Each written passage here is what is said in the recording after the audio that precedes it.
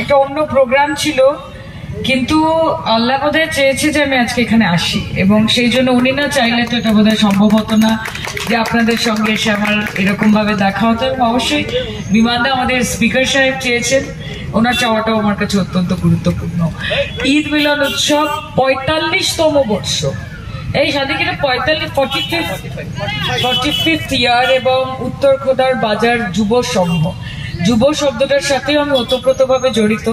কাজে এসে যখন দেখলাম এটা যুব সংঘের প্রোগ্রাম, সেটাতেও আমার খুবই ভালো লাগলো। এবং খুব সুন্দর, মানে আমি মাঝে মাঝে হয় না যে আপনি এত অভিভূত হয়ে যান যে ভাষা কম পড়ে যায়।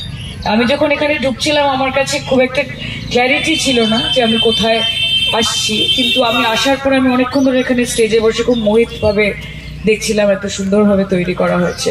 আপনারা প্রত্যেকে আপনারা ভালো থাকুন। আল্লাহর দেওয়া তো সবকিছুই আছে, চোখ আছে, কান আছে, হাত আছে, পা আছে, বোধ আছে, বুদ্ধি আছে, সবটা নিয়ে এবার আমরা কিভাবে কাজে লাগাচ্ছি সেটা আমাদের বিষয়। আমি আল্লাহর কাছে এটুকুই বলতে চাই, এখানে এই মঞ্চে এত জ্ঞানী লোকেরা, জ্ঞানী গুণী, তাদের ব্যাপারে কথা বলার মতো যোগ্যতা আমার নেই।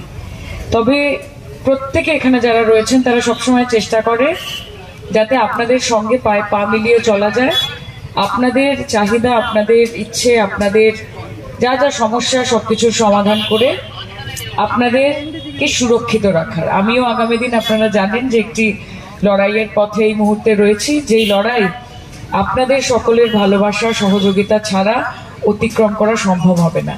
কাজে আমাকেও যদি আপনারা মনে করেন যে আমি যোগ্য আগামী দিনে আপনাদের পাশে থাকার জন্য, তাহলে আপনাদের ভরসার হাতটা আমার মাথার উপর রাখবেন, আমার কাঁধের উপর রাখবেন, এবং আশীর্বাদ করবেন যেন বাকি এই মানুষগুলোর মতো আগামী দিনে আমিও আপনাদের প্রত্যেকের সেবা করতে পারি। আমি আল্লাহকে এইটুকুই বলবো যে আমাদের এই পশ্চিমবঙ্গের মাটি শান্তি সম্প্রীতির মাটি, এখানে কোনো রকম বিভেদ কাজ করে না, কোনো রকম বিভাজন কাজ করে না।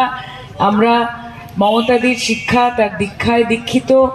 আমরা একটাই কথা মনে করি যে হিন্দু বনেগা না মুসলমান বনেগা, ইনসান কি औलाद है ইনসান বনেগা। আগে মানুষ হতে হবে এবং মানুষ হয়ে মানুষের পাশে থাকতে হবে। কাজে আল্লাহ আমাদের সঠিক পথে চালিত করুক, আমরা মানুষের পাশে থাকি, তার সেবায় নিয়োজিত থাকি।